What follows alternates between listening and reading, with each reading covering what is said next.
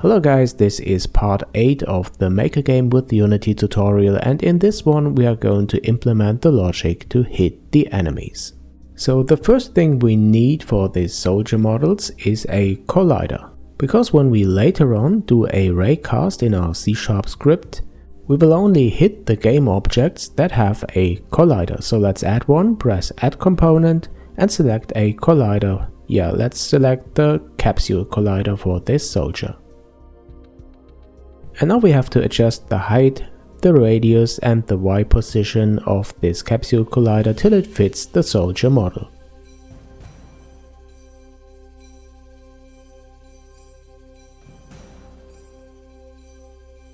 Okay, this looks nice, and what I'm going to add now is a tag. I want to tag this soldier, so define a new tag and call it enemy.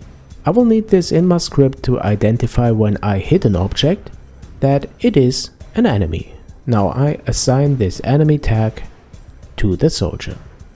Alright, now my game object of the soldier is kind of well defined. I have a collider, I have a script, and what I'm going to do now is to create a prefabs folder and drag this soldier into this folder. By doing this, I'm turning the soldier into a prefab, which is a kind of reusable game object. What I can do now is I can drag this soldier into my scene from the prefabs folder, and it has everything that we defined for this prefab. You can also add new stuff to your model, apply this as the prefab, and all the models will be updated then. It's a kind of template for game objects, very useful. I removed the second soldier because I want to use the prefab instead. So I bring him again into the scene and then select the enemy controller and add this new model again to the second slot. Then I will rotate this new guy and then I start the game and everything should work as before. Okay, this looks nice, and then let's open the crosshair script and add the logic to hit the enemies.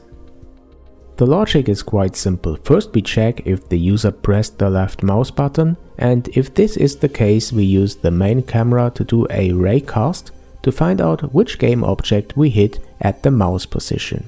To get this, we can use a RayCastHit object and use it as an out parameter of the RayCast method.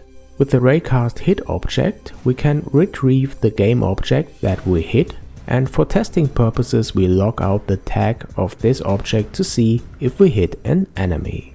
Okay, then I start the game and try to hit some enemies, and in the lower left hand corner you can see that the tag enemy is printed out when we hit one. So our hit logic works, that's fine, and what I do now in the script is to add the if statement to check if we hit an enemy, and then I call destroy for this object, just to have an effect and to let the enemy disappear when I hit him.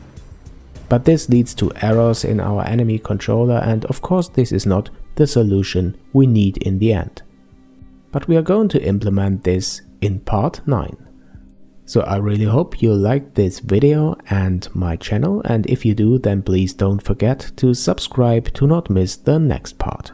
Thanks for watching, and if you already support me on my Patreon, thanks a lot, and if not, perhaps you consider supporting me. This will really help a lot.